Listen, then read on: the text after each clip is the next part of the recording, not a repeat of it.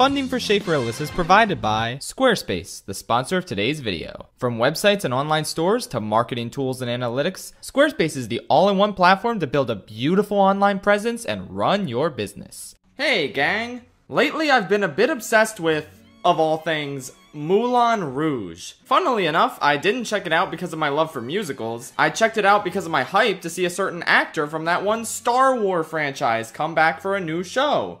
So that excitement was clearly misplaced in hindsight, but back in March, as I lay awake one night thinking about how epic Ewan McGregor is, I remembered that I never actually watched a movie musical that starred him. What's wrong with me? So, when I had a free day, I figured I'd see what all the Moulin Rouge hullabaloo was about, and oh my god, it's so good! There's really nothing quite like this movie. It's a fervent fever dream that uses all sorts of zany directorial and editing techniques to create something truly intoxicating and sweeping you off your feet entirely. It had its problems, but I utterly adored it and listened to the soundtrack religiously for weeks on end. Pretty soon after, I also remembered that the musical version of this film now exists. I gave its soundtrack a listen a year ago, and while I thought it was good, the only song that really stuck with me was Your Song. Only because I already liked Elton John, so of course I'd really enjoy Aaron Tveit covering an Elton John song. But I figured now that I'm a Moulin Rouge superfan, I'd probably enjoy the musical a lot more. So I watched a convenient slime tutorial, and yeah, it's pretty good. Incredibly inferior to the movie in a lot of ways, but still good. Whoa, hold up. Inferior to the movie in a lot of ways? Don't you think you're selling the musical a little short here? Oh my god, it's ColeyDoesThings. Right, I remember now. Back when we collabed and made a musical theater tier list on your channel, you put Moulin Rouge in S tier, and I couldn't object because I hadn't seen it at the time. Well, now I'd like to revise that, I guess. It's more like an A or B for me, not really sure. I don't know, man. It's still S tier in my heart.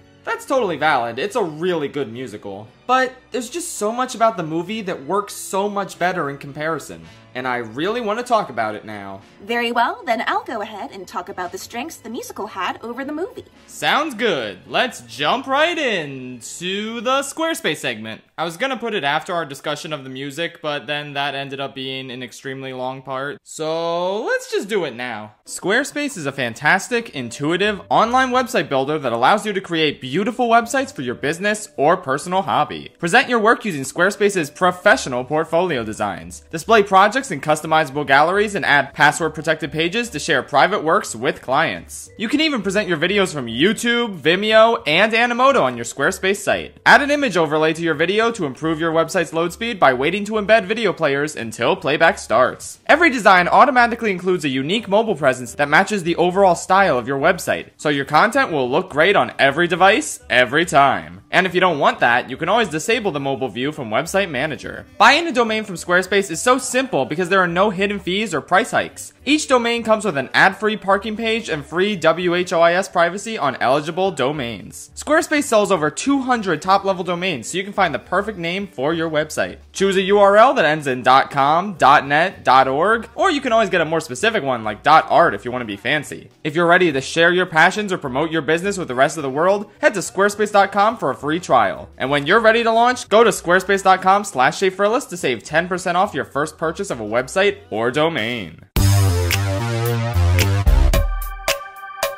So, I'm not a big fan of jukebox musicals on principle. I don't really like it when pre-existing songs are contorted and forced to fit the context of a story they weren't explicitly written for. It comes across as forced and lazy and objectively inferior to a musical with songs explicitly written for that musical. But with all that said, Moulin Rouge is kind of an exception for me. I think the use of pre-existing songs enhanced the anachronistic tone of the story, and ultimately end up being a really good fit for both the movie and the musical. With that said, there's such a thing as being too jukeboxy. There are some moments that you want to feel more genuine, and surprisingly, I think the overall more goofy movie version does a better job at genuine emotion in some key scenes than the more grounded musical does. And that's because the movie put a lot more thought into the context of these songs, their lyrics, and the roles said lyrics play in advancing the story. As an example, let's take a look at Elton John's Your Song. Since the Moulin Rouge movie came out in 2001 and the musical came out in 2019, a lot of songs from the movie were replaced with more modern songs that released in that 18-year interim. It's understandable and it helps keep the musical version fresh and relevant. But thankfully, they knew how crucial it was to keep certain songs in the musical version, with Your Song clearly being one of them. I would have legit rioted if they removed this song entirely, but thankfully, the song is intact with its story impact slightly dampened, meaning all I need to do is mildly complain about it on the internet. So, this song is a big deal in the story. It serves as a serenade that Christian offers to Satine upon their first meeting, and it's a perfect pick. Honestly, this is pretty much the most romantic song ever written, and it's rearranged in such a gorgeous manner in both the movie and the musical, to the point where I honestly can't go back to the Elton John version. I prefer it as this bombastic declaration of love that you just want to scream sing along to.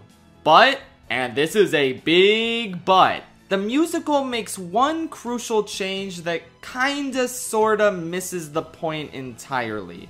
It turns the second half of the song into a duet. This just doesn't make any sense. Satine shouldn't be in love to the same extent as Christian in this point in the story. She's adamantly against falling in love, and she shouldn't fully give into his charms and start singing along with him until later, since, you know, that's the whole point of the Elephant Love Medley. Furthermore, her singing the same lyrics as him makes no sense. He is the one that wrote this song for her, so why is she singing that you can tell everybody this is your song? She didn't put down into words how wonderful life is when he's in the world. That's what he did to her. Even though he didn't put it down into words, he stole those words from Elton John, but let's not worry about that. It's just so weird. Like, I have no idea why they felt the need to turn this into a duet. It already served as a rare instance of a jukebox musical lifting a pre-existing song and perfectly inserting it into a new context. Having Satine sing along to it both muddles its impact and the impact of the Elephant Love Medley, which is supposed to be the first time they duet together. Which, we might as well get to that, because I have even more problems with the changes in the musical for that song. Okay, hold up. I thought I was gonna try to defend the musical a bit. Oh, right. Yeah, sorry, I forgot. I'm just really passionate about this. My bad. I won't deny that I do prefer the movie's rendition of Your Song over the musical. I'll admit, turning Your Song into a duet struck me as a bit odd at first. Why would Satine know the words to this big declaration of love all of a sudden, as someone who's so staunchly against falling in love in the first place? But the way I see it, and how I gradually started appreciating the duet more, is that it's playing with an idea that's echoed throughout the rest of the musical. Satine daring to hope. Despite being a realist and against silly love songs, here's this heartfelt guy spouting all this romantic schluck in such an optimistic, carefree way that she can't help but to sing along and entertain these fanciful notions, mirroring him in the lyrics, not necessarily as a co-writer, but affirming that she's hearing what he's suggesting and repeating it. The whole umbrella sequence in the clouds is, dare I say, enhanced with both of them indulging and singing in this beautiful fantasy Christian spun up. Satine deciding to be swept away for a brief moment. Is she head over heels for Christian like he is for her at this point? We've got more songs to get that ball rolling more. But this is the spark for her to think about opening her heart up to this guy, seeing how passionate he is about love. And after looking back at the movie, even before the musical came out, it always struck me as a little odd to see Satine, kinda just standing there while Obi-Wan, Christian, is belting out this power ballad. So it's nice to see this sort of calm response and Satine play more of a role participating in the serenade. That's a totally valid way of looking at it. But the Elephant Love Medley, though, that's got some more issues. So, this is the scene where Christian and Satine truly come together romantically, and express their love for each other through a medley of love ballads. And they're inside a giant elephant, hence the title. It's one of my favorite songs in both versions, a genuine showstopper that even serves as the Act 1 finale for the musical. But even though both versions sound musically great, the movie version is just far and away superior in terms of actually telling a story. When you watch the movie, you're seeing a legitimate conversation between them told through pre-existing song lyrics. In both versions, Christian pulls from U2 and he's like, "One night in the name of love," with Satine responding, "You crazy fool, I won't give in to you." After this, movie Christian pulls from Don't Leave Me This Way by Thelma Houston, telling her, "Don't leave me this way, I can't survive without your sweet love." The song slows down at this point, and the way he's delivering the lyrics makes it sound like he genuinely means the words he's singing.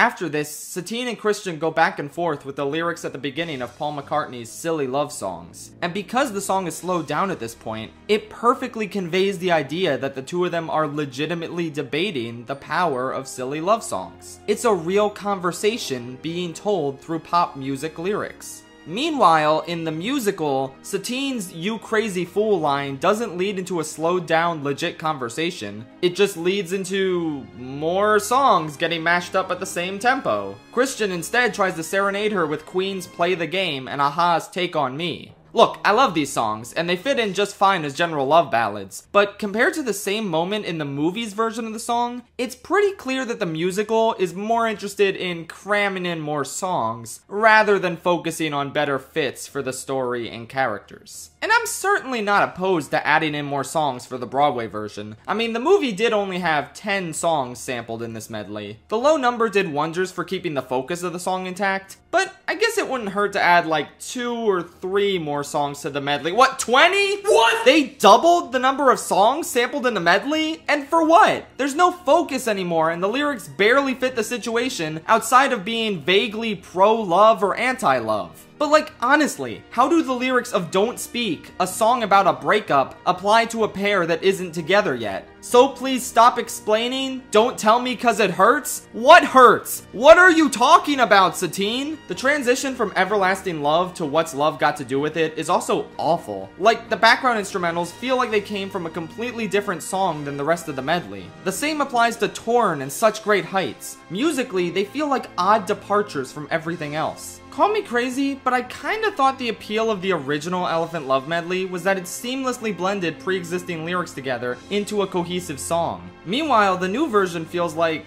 well, a jukebox. Nothing but popular songs haphazardly thrown together for the sake of making the audience members go, "Hey, song I know! I like this show now!" I like this new generation of music.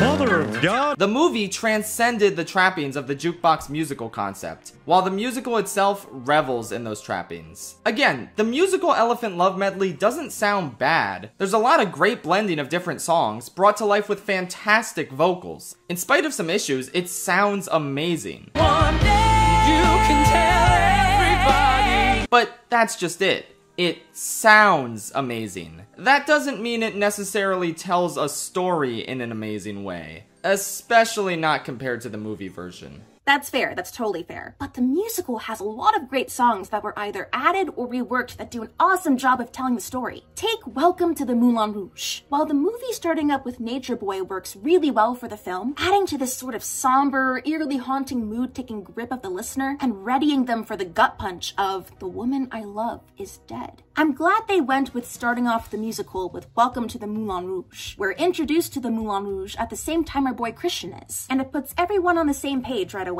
I always felt that in the movie, the Zidler's rap and Rhythm of the Night scene dragged on a little long pacing-wise, so it was cool seeing it be moved to the beginning and used really well to set the scene for the musical. The tone, the energy is electric off the bat, and then it fizzles out into Christian breaking the news that the woman I loved is dead now. Which, whoa, might catch those who are unfamiliar with the story off guard. Dead? What do you mean dead? Are we still having a party here? But the whiplash isn't too jarring. If anything, it sets up a cool contrast to the quaint introduction of how Christian managed to get to Paris in the next song. Not gonna lie, the use of Royals and We Are Young in Truth, Beauty, Freedom, and Love caught me really off guard on my first listen, but strangely enough, it works. Toulouse singing Royals sets up the opposite sides at play, with the Duke and constricting high society ideals against the Bohemian revolutionaries with their tenets of truth, beauty, freedom, and love. And Christian crooning out We Are Young further adds to his nativity at this point in time. Whereas the film tends to goofily zip super fast from every character that isn't Satine or Christian, here we get to sit down and have a listen to the sentiments of the Bohemians who have been here for a hot second, and Christian who is fresh in town. And then we return to the Moulin Rouge to give Satine her proper introduction with the sparkling diamond. The amount of songs they managed to shove into this mix and yet somehow make it all shine is insane. It's simultaneously timeless and contemporary, nostalgic and renewed. The addition of Diamonds Are Forever as the opener is perfection, tantalizing and dazzling, and in hindsight actually serves as a reminder that even after Satine is gone, as a diamond she sparkles forever in Christian's memory. Then we hit the ground running with the version of the song we're familiar with from the movie, starting off with Diamonds Are a Girl's Best Friend from another musical, Gentlemen Prefer Blondes, and Madonna's Material Girl, followed up by Beyonce's Single Ladies.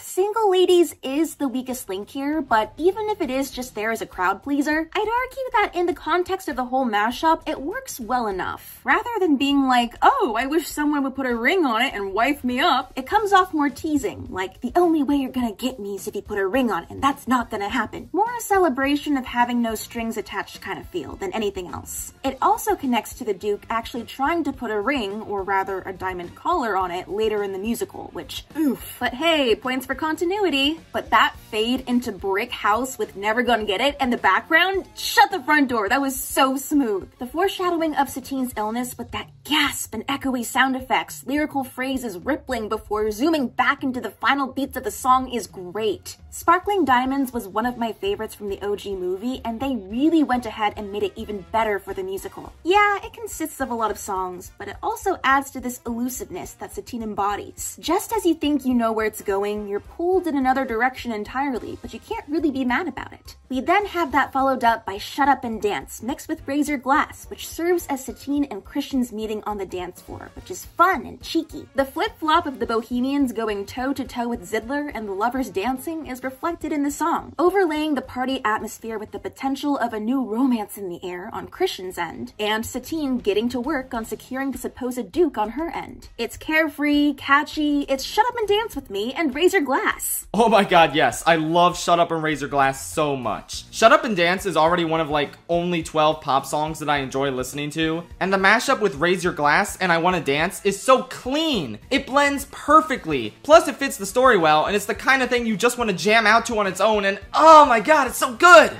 Hey, wait a minute, I thought I was supposed to be on the movie side. Oh yeah, let me talk about some songs from the movie that didn't make it over to the musical that I really miss. For instance, The Show Must Go On by Queen. I always really loved that song's inclusion because Freddie Mercury's situation when he recorded it was similar to Satine's, with both of them dying of disease but vowing to keep the show going. It was such an amazing fit, and the opera version they created for the movie was phenomenal, so I have no idea why it was removed. I doubt it was a rights issue since they got Play the Game for the Elephant Love medley, and Crazy Rolling is fine as a replacement, but not nearly as dramatically compelling. They also removed Smells Like Teen Spirit from the Can number, and I'll admit, I just kinda miss it for the meme. Like, every time I hear the opening riff in the movie, I just burst out laughing. They could have snuck it back into the musical. It's a very short part, and the live audience would probably eat it up. Come on, guys. But yeah, that's admittedly not a big deal. What is a big deal is Satine's gorgeous movie rendition of One Day I'll Fly Away by Randy Crawford being removed. It was haunting, beautiful, and a perfect reflection of Satine's mindset and desire to achieve greater things in life. Her motivation is slightly changed in the musical, and she's more content being at the Moulin Rouge, so okay, maybe it's fine as long as you can find a sufficient replacement song that's just as gentle and gorgeous and Katy Perry's Firework. Are you fucking kidding me? Sorry, I kinda hate this song, but I hate it even more now because it doesn't fit the context of the story at all, and it's only here because of popularity. Like, what, she's just singing this to herself? Does she really need a pep talk at the moment? Her problem is her worsening consumption that she's hiding from the others, not any self-esteem issues. You don't have to feel like a waste of space? Like, who feels that way towards her? Everyone at the Moulin Rouge loves Satine. If you only knew what the future holds. Satine, you're dying, honey. What are you saying? I just can't make any sense of this. Like, this is truly jukebox musicals at their worst. I'm sorry, Satine, but if you look for moral wisdom in Katy Perry's lyrics, then I'm not even gonna finish that. Why are so many of the song choices in the musical just so haphazard and poorly thought out? Made even worse by the fact that so many of the movie song choices were just so airtight. Firework, yeesh, okay, maybe not the best pick. The 4th of July line especially takes you off kilter, like, what the fuck? I thought you were in 1900 France, why are you talking about America right now? But, hot take here, it's maybe not as bad as you think. Hear me out. Satine is under a lot of pressure at this moment in time, having just had to comfort one of the dancers who was terrified of being on the streets again. This is her lowest point in Act 1. She's trying to hype herself up after getting confronted with the fact that she's gotta make sure the Duke stays happy since the Moulin Rouge's fate is resting on her shoulders. While a lot of the lyrics maybe don't fit as well as they could, it kinda highlights the fact that she's doing this to help everyone counting on her, and the words she's speaking to them, the lyrics in this case, are being reiterated in a roundabout way to herself. Do I think Fireworks should have been the song to replace One Day I'll Fly Away's spot in the musical? Oh good lord, no. But it gets the message across for the audience who were at least familiar with the song. Maybe I've just been numb to Fireworks since watching Madagascar 3, who knows? There's a bunch of other fantastic additions as well. Backstage Romance is an even spicier rendition of Bad Romance, which is hilariously clever and an energetic way to open up Act 2. We get to see more of the side characters, Nini and Santiago in this case. Chandelier is a great addition to the musical as it really conveys Christian's drunken despair for Satine and his circumstances. Satine's appearance as his hallucination of the Green Fairy cements his tragic longing. And as for Come What May, actually, it's incredible in both the movie and the musical, so really can't add on much here. I'm not really the biggest fan of pop music, but what I really like about the musical is how they were able to weave all of these easily recognizable songs, some of which you'd never think to drop in a musical that takes place in the early 20th century, into the story and come out with this unexpected gem. I have to give major props for creativity, and I don't know, maybe it's the middle school era part of me that jammed to a bunch of these songs from the 2010s at my school dances, and makes me subconsciously fond of them. That makes total sense. Maybe I'm just jaded as someone who shunned pop music during my youth. But I think it's totally valid to love the musical songs. However, now let's move on to what I decree is the biggest downgrade in the musical. Presentation! My biggest problem with the musical when compared to the movie is something that it unfortunately can't really do much about. The movie was balls to the wall insane because of its editing, cinematography, visual effects, and sound effects. All of which are what makes Moulin Rouge, Moulin Rouge. Obi-Wan and his buddies hallucinate a green fairy who then teleports them all to the Moulin Rouge. Zidler does CGI backflips during the Can-Can song, and his face appears on the moon during the love ballads later on. That's epic. The editing complements all the goofy visuals perfectly. Between all the quick cuts, slowed down footage, cartoony sound effects, and ridiculous CG shots that somehow only look better for the movie the more dated they become, the first half of this movie is basically edited like a YouTube poop. And that's fun. It has Baz Luhrmann's maximalist fingerprints all over it, and it's just so intoxicatingly enjoyable. But the editing knows to slow down during the romantic ballads, as a way of letting us know that this romance and these feelings Christian and Satine have are real, not just part of the artificiality of the Moulin Rouge. The contrast between the way the silly and the serious scenes are edited is so sharp, and it conveys the emotions of the latter scenes so perfectly as a result. Which is why it really pains me to report that this delightful, unique, tonally transcendent wonderland Baz managed to create in the movie is almost entirely gutted from the musical. Obviously, you can't pull off the same editing, cinematography, and visual effects tricks on stage, so that's a major blow right there. But you can still keep the lighthearted and humorous tone during the first half intact through the direction, the performances, the sets, and a couple of funny sound effects for good measure. Yeah, no, they don't do that. It's alarming just how normal this musical is. Nearly all of the zany humor has been lost in translation, and everything is just played so straight. Show should be more, what's the word? Gay? Exactly. Even a lot of the non-silly creative elements have been sapped right out of the show. Like this gorgeous spinning shot at the end of the Elephant Love medley. It's just completely gone in the musical. They attempt to replicate the beautiful dreamlike set in Your Song, just moving it to the Elephant Love medley instead. But I don't know, it just looks tacky and cheap in comparison to the movie. And this is one of the only unique sets in the whole musical. The stage is mostly static and predictable otherwise. It's just such a shame that the musical experienced this much of a downgrade in its presentation compared to the movie. Truthfully, as much as I stan Moulin Rouge forever and ever, I'll be the first to admit that the story is pretty simplistic and cliche. However, I feel like the movie, particularly its first hour, does a really good job of masking that fact through the the use of its presentation. The wacky editing and jovial tone, when combined with the popular music, does a great job distracting you from the story's cliches and making it all feel fresh. By comparison, the musical only really has its music to distract you from the cliches, and it isn't quite as successful of a distraction as a result. I totally agree that the movie's editing completely sells and adds to just the mind-boggling what the fuckery that is the Moulin Rouge. Who doesn't love a good YouTube poop on the big screen, am I right? Or maybe my sense of humor is just broken, I don't know. But yeah, the lack of that does deliver a hard hit to the musical's standout factor and tones it down a fair bit. However, this allows the musical to be more tonally consistent as a whole, and thus it's easier to get invested in the story instead of feeling like the carpet is being pulled out under your feet every couple of minutes. For the sake of the musical's follow-along ability, I'm glad they went with less slapstick and smattered goofiness and stuck with a more serious mood for the stage. It avoids the whiplash you get, especially with the latter half of the movie. Take the climax, where the narcoleptic Argentinian is constantly knocking out, and Toulouse is in that sitar costume flying around, all while the Duke's henchman is ready backstage to kill Christian at the drop of a hat. What the fuckery indeed. And on top of all that, what's great about the musical is that because we're not getting all this hard editing, we're able to focus more on the finer details, like the amazing costumes, the choreography, and how the characters are interacting with each other, both when they're singing and just talking. It feels much more grounded, which, while indeed duller than Baz's glittery vision, lends itself more to the stage and appreciating the different mood and tone the musical has compared to the movie. But okay, how do the story and character arcs compare in the movie versus the musical? 'Cause I have a few points to consider.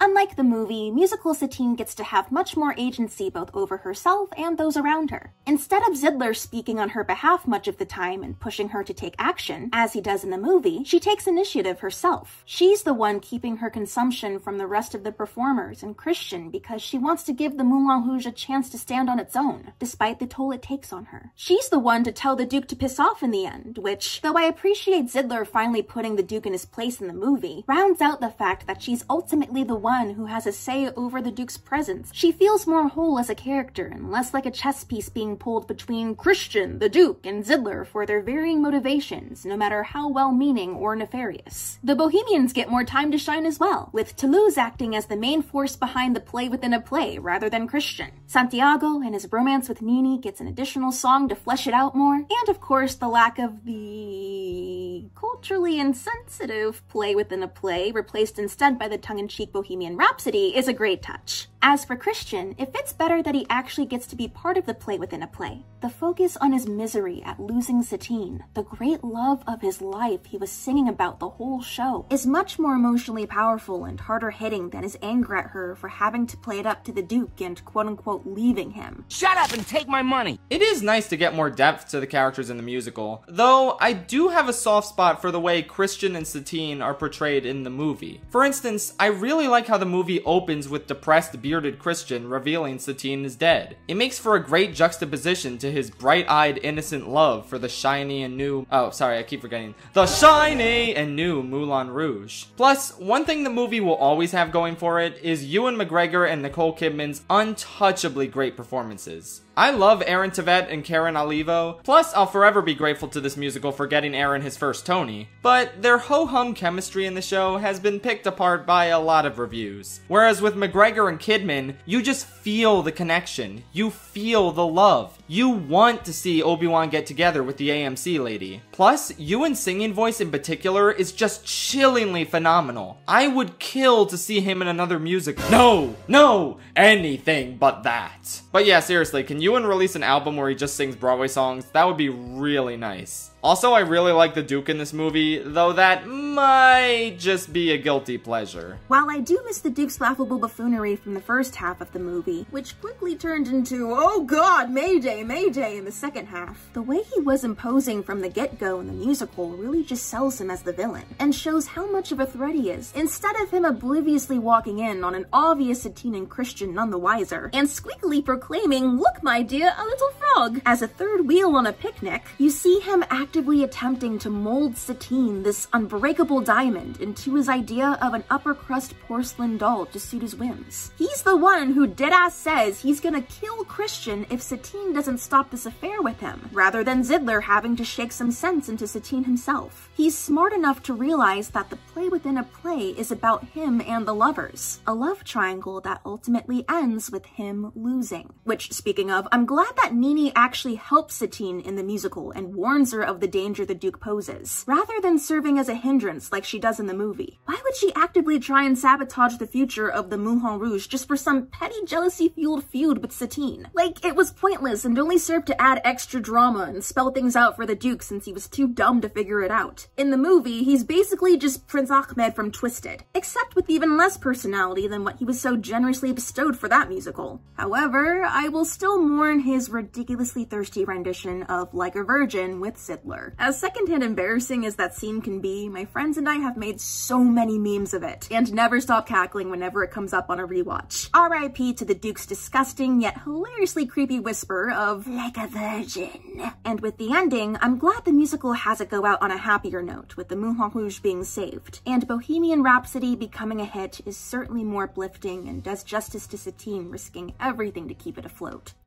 Well, that's my case. I think that's about everything I wanted to say. Yep, that's about all I had to say as well. So, you at home might be wondering who won this little debate. The answer is...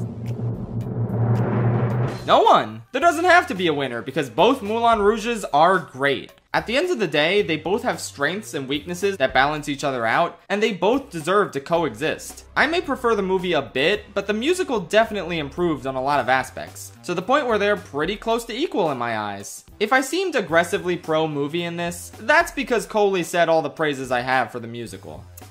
How dare you aggressively defend the movie, James?